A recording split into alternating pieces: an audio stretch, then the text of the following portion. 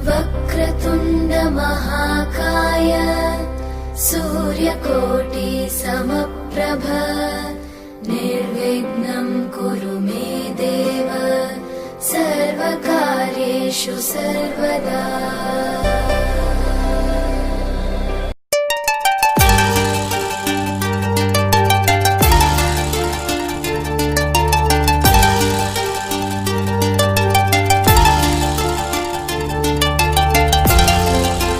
के लिए काम करोगे तो खुशी नहीं मिलेगी, लेकिन खुश होकर काम करोगे तो खुशी जरूर मिलेगी। नमस्कार, दिनेश कुमार माली, कक्षा द्वादशी, विषय गणित। हम एक नया अध्याय शुरू कर रहे हैं, विकसित समाकलन, जिसमें लिमिट के आधार समाकलन का मान ज्ञात करेंगे। तो हम आज सीखने वाले हैं कुछ गुणधर्मों की सहायता से निश्चित समाकलन का मान ज्ञात करना, गुणधर्म 1 से 3 तक। सबसे पहला गुणधर्म जो है वह गुणधर्म ये कहता है कि यदि समाकलन a से b में मान ज्ञात करें x के सापेक्ष, या हम जो यहाँ चर राशि है लिमिट को ही रखकर हम मान निकालें, चर राशि बदल दें t के सापेक्ष या थीटा के सापेक्ष, तो उसके मान में कोई परिवर्तन नहीं होने वाला। ये गुणधर्म नंबर 1, जिसमें सब समाकलन का मान समान ही होगा। ठीक है। दूसरा गुणधर्म नंबर 1, यदि कोई भी समाकलन हम लेंगे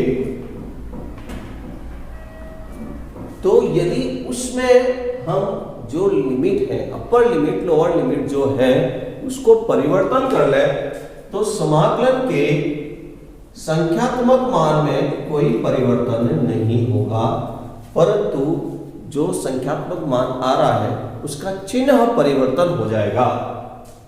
प्लस है तो माइनस का प्रभाव पड़ेगा, माइनस है तो प्लस का प्रभाव पड़ेगा। यह है गुणधर्म नंबर 2। ठीक है। गुणधर्म नंबर 2, यदि कोई भी समाकलन a से b fx dx, जहां एक और हम गुणधर्म लेते हैं जिसके अंदर लिमिट को तोड़ता हूं मैं, तो a b c वास्तविक संख्या है, a का मान b से बड़ा है, ठीक है, a का मान c से बड़ा है और c का मान b से छोटा है, तो इस लिमिट को तोड़कर भी इसके समाकलन के बराबर बोलेंगे हम। a से c तक का समाकलन इस fx का, फिर वापिस c से b तक का समाकलन, इन दोनों का मिलाकर ये फलन समाकलन के रूप में होगा। ये तीसरा जो अनुप्रयोग है, इसका अनुप्रयोग जब समाकलन के अंदर मापांक हो जाए, मॉड्यूलस फलनों का समाकलन के अंदर इनका प्रयोग किया जाता है। एक गुणधर्म और तीसरा पढ़ने वाले हैं, जिसमें हम बोलेंगे कोई भी फलन a से b x के सापेक्ष समाकलन हम जब करेंगे तो दोनों लिमिट को जोड़कर यदि हम x में से, दोनों लिमिट को जोड़कर यदि हम x में से घटा दें तो उसके मान में कोई प्रभाव नहीं होगा। ठीक है। ये हम आज 3 गुणधर्मों के बारे में विशिष्ट पढ़ने वाले हैं। पहला गुणधर्म जो कहता है, जिसके अंदर कि कोई भी फलन है उसका x के सापेक्ष, अगर फलन t के रूप में है तो t के सापेक्ष, अगर फलन थीटा के रूप में है थीटा के सापेक्ष, उसी लिमिट में अगर हम मान ज्ञात करेंगे उस लिमिट में कोई मान परिवर्तन नहीं होगा, वो का वही रहेगा। गुणधर्म नंबर P1, जिसमें बोला जा रहा है कि कोई भी फलन है जिसकी लिमिट को हम बदल दें, बदलने का मतलब अपर लिमिट की जगह निम्न लिमिट और निम्न लिमिट की जगह अपर लिमिट लिख देते हैं, तो उस फलन के संख्यात्मक मान में कोई परिवर्तन नहीं होगा, परंतु उसका चिन्ह परिवर्तन हो जाएगा। यदि धनात्मक है तो ऋणात्मक हो जाएगा, ऋणात्मक है तो धनात्मक हो जाएगा। गुणधर्म नंबर P2, जिसके अंदर कोई भी लिमिट a से b दी हुई है, यदि उसको 2-3 टुकड़ों में हम तोड़कर सब समाकलन का योग पुनः वापस उसी लिमिट के a और b के मध्य जो है उसके बराबर होगा। इस फलन का अनुप्रयोग मापांक फलन के समाकलन को करने में किया जाता है। तीसरा T3 गुणधर्म जो है, लिमिट ए बी के अंदर कोई फलन है तो ए और बी लिमिट को जोड़कर x में से घटाए तो उस फलन के समाकलन का मान fx dx के समाकलन के मान के समान होगा। हम इन फलनों पर आधारित कुछ प्रश्न करेंगे। इसको लिखिए, एक प्रश्न हल कर रहे हैं। समाकलन करना है निश्चित समाकलन गुणधर्म की सहायता से। लिमिट दी हुई है -2 से 2, मापांक 2x + 3 dx। तो इस मापांक वाले फलन को समाकलन करने के लिए हम गुणधर्म नंबर 2 का प्रयोग करेंगे, जिसमें इस फलन को मापांक रहित करके 2 टुकड़ों में 3 टुकड़ों में जितना हो सकता है उसको तोड़ने वाले हैं। तो देखिए 2x + 3 = 0, इसलिए x = -3/2। जो ये -3/2 है, -2 से तो ये -3/2 बड़ा है और 2 से कम है। तो हम इसके मापांक रहित करने के लिए इस पद के 2 हम गुणनखंड करने वाले हैं। 2 टुकड़े में इसका समाकलन हम हल करेंगे, ठीक है ना। तो गुणधर्म 2 की सहायता से, ठीक है, मापांक रहित करने पर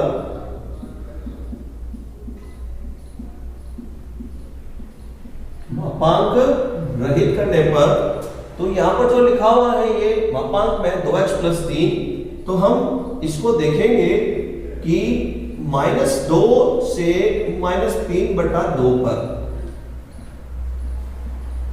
जो ये फलन है 2x + 3 0 के बराबर या 0 से कम है वह। अब इसके बाद की जो सीमा है लिमिट में x बराबर, यदि उसमें -3/2 से 2 पर रखा जाए, मैं ये जो फलन है 2x + 3 इसका मान 0 के बराबर या 0 से बड़ा होगा। तो इस तरह से ये जो फलन है मापांक रहित करने पर इस 2 भागों में टूट जाएगा। इसका मान ऋणात्मक होगा इस लिमिट में और इसका मान धनात्मक होगा -3/2 से 2 की लिमिट में, ठीक है। तो ये जो प्रश्न आई हम मान के चलते हैं, तो अतः सबसे पहले लिमिट में लिख रहा हूं -2 से -3/2 में ये मान ऋणात्मक कहलाएगा 2x + 3 dx। और -3/2 से हम शुरू करेंगे निम्न लिमिट में और अपर लिमिट 2 में इसका फलन का मान धनात्मक हो जाएगा 2x + 3 dx। अब हम इस फलन को इन दोनों को हल करेंगे तो जो इसका जो आंसर आएगा इन दोनों का योग इस समाकलन के बराबर होगा, यानी i के बराबर होगा। तो हम इसको हल करते हैं, माइनस को बाहर लिख देते हैं। 2x का समाकलन 2x² + 3x जो लिमिट है, ये लिमिट वापस लिख देता हूं मैं, -3/2 प्लस 2x की घात 2/2 प्लस का 3x और समाकलन हम करते हैं -3/2 और 2 लिमिट इसकी 2 से 2 हम यहाँ कैंसिल कर लेंगे, इधर भी 2 से 2 ये कैंसिल हो जाएगा। अब हम इसके अंदर लिमिट के अंदर पहले अपर लिमिट फिर माइनस निम्न लिमिट, ये नीचे समाकलन के अंदर वैल्यू है। अपर लिमिट लगा रहा हूं मैं, तो 9/4 माइनस के 9/2 माइनस निम्न जो मान है -2 की वैल्यू रखता हूं तो 4 -2 का स्क्वायर 4 और माइनस के कितने हो गए 4 × 3 12, 3 दूनी 6 माइनस के 6, ठीक है। अपर लिमिट माइनस निम्न लिमिट इनको मैंने प्रयोग किया प्लस अब यहां पर 2 उच्च सीमा लगाता हूं पहले, 2 का स्क्वायर 4, 3 × 2 6 माइनस निम्न सीमा अब लगा रहा हूं इसमें 9/4 और माइनस का 9/2। अब इसको हल करेंगे हम। सबसे पहले वाले सीमा के अंदर हल करने पर माइनस एलसीएम लेके इसको हल किया तो माइनस के 18 और माइनस के 9, तो ये एलसीएम लेने के बाद में माइनस के 9/4 हो गया और ये माइनस, तो ये माइनस का या प्लस के 2 हो गए। दूसरे वाले पद में 4 6 10, इसको हल करेंगे तो ये माइनस का 9/4 हो जाएगा इसको मैं हल कर रहा हूं एलसीएम लेकर अपॉन 1, तो माइनस का 1/4, इसको भी एलसीएम लेके हल किया जाएगा तो ये हो जाएगा 40 + 9 49/4, ब्रैकेट जब हटाएंगे तो 1/4 + 49/4 हो जाएगा, तो ये हो जाएगा टोटल 50/4। अतः जो हमारा प्रश्न में आई था उसका आंसर है 25/2। ठीक है, ये अपना इस निश्चित समाकलन का आंसर है। गुणधर्म नंबर 2 की सहायता से किया। जिस फलन के अंदर मापांक लगा होता है, मॉड्यूलस होता है, उसमें गुणधर्म 2 की सहायता से उस सीमाओं को तोड़कर हम उसका समाकलन कर सकते हैं। समझ के लिखिए।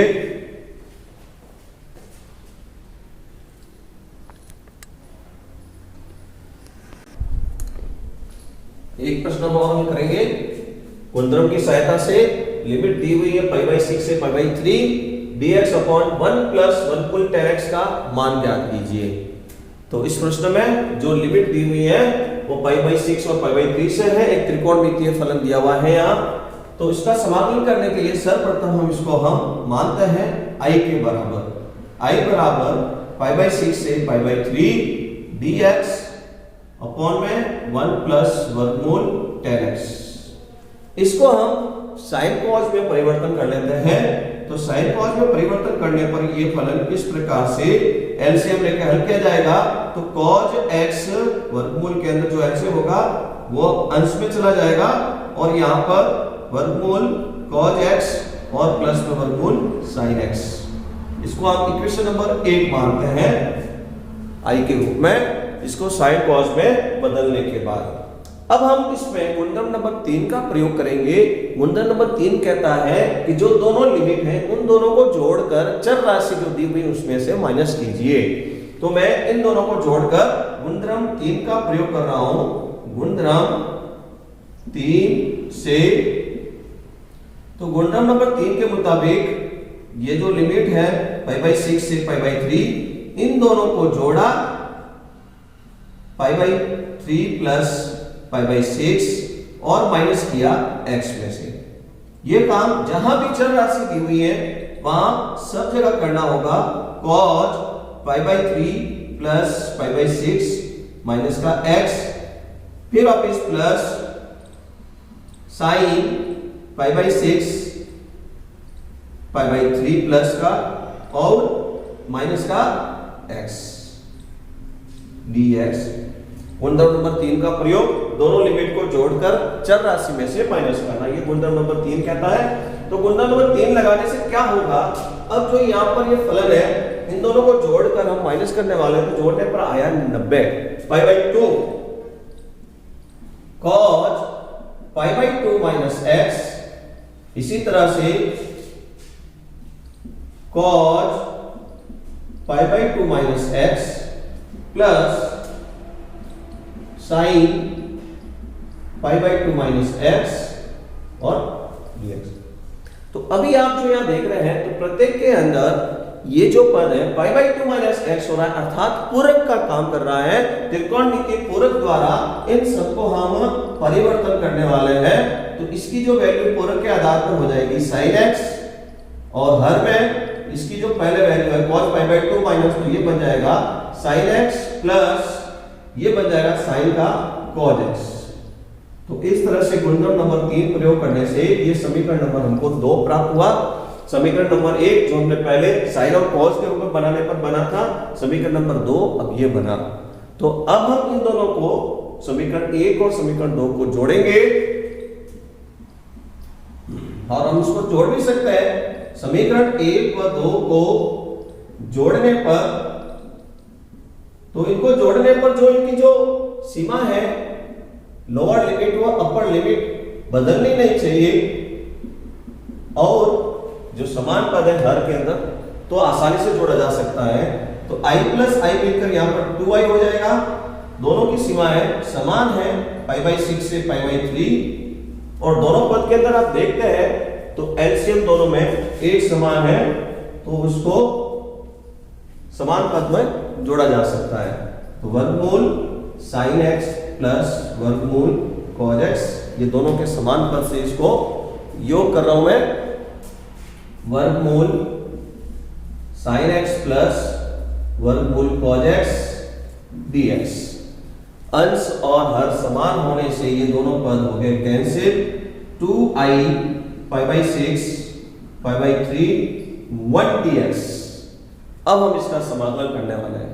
1 dx का समाकलन तो हम बोलेंगे 2i समाकलन x के सापेक्ष x हो जाएगा। अब आपको इसमें π/6 से π/3 लिमिट लगानी है। तो लिमिट हम जब लगाएंगे तो 2i बराबर पहले अपर लिमिट माइनस निम्न, तो 2i बराबर π/6, i बराबर π/12। ये इसका प्रश्न का आंसर है। जो प्रश्न में दिया होता उसका समाकलन हमने ज्ञात किया, π/12 इस समाकलन का आंसर है। ठीक है, इसमें हमको हल करने के लिए गुणधर्म नंबर 3 का प्रयोग करके इसको हल किया है। इस तरह के प्रश्न और भी आए तो अभ्यास करें, समझिए। धन्यवाद।